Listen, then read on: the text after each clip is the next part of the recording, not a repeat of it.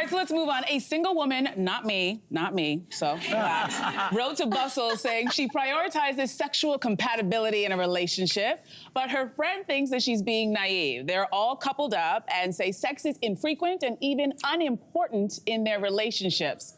So is it unrealistic to expect great sex forever and ever and ever?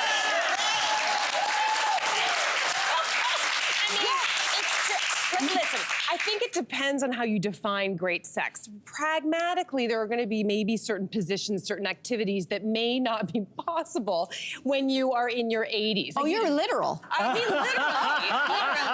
literally. Literally. You know, acrobatic sex might be like out the window, depending. Maybe not for you. You're really still very mobile. Just keep stretching. Keep working out, Mel. The thing is that actually research is showing, particularly in the heterosexual community, that for women, sex becomes often more satisfying as a couple goes through long-term relationships and gets older. And the reason is because because let's face it, I'm just gonna talk again pragmatically, erections can become very unreliable and vaginas change. And so it forces couples in heterosexual relationships to actually get more clever and to get more, creative. And actually those are the types of activities often that are the most satisfying for people with female parts or like vaginas. I just would like to quickly jump on that and say that, and I think this is definitely down your alley. I've learned so much from you in the sex department, because I think it's one thing to say, you know, I know everything about my body and I choose because it's not for me to have sex, it's not satisfying for me, and make a consent,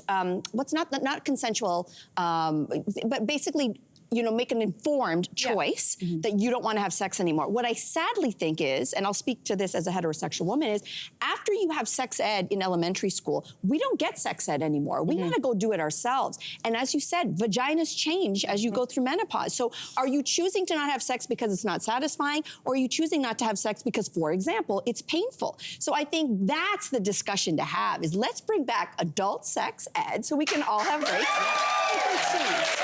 If we choose. I think too, like, it's a cultural thing, because I remember growing up and watching the Golden Girls, and it was revolutionary to have these grandmothers talk about adult toys and having sex. And I also thought growing up I'd be in a lot more charity dance-a-thons. That was that the Golden Girls didn't quite get right. No, they didn't. But I think that we, you know, in my 20s, I thought that there would be a timeout period. And then in my 30s, I thought, well, how would that change? And as I get to know myself more, there's more ways to have sex. There's different ways to have sex. And I know myself better. But you also need to find partners who want to have great sex with you. Yeah. That part. Yes. That part. It's the partner.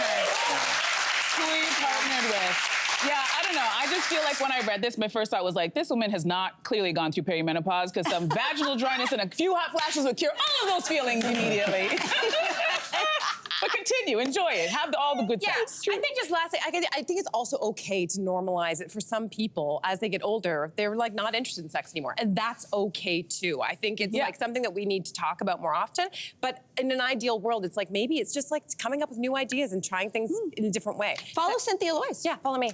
I got lots of I learned everything. Everything. Hey there, what did you think? Drop your comments below and join the conversation. And don't forget to like and subscribe so you can find more on everything from food and fashion to pop culture and current events. See you soon.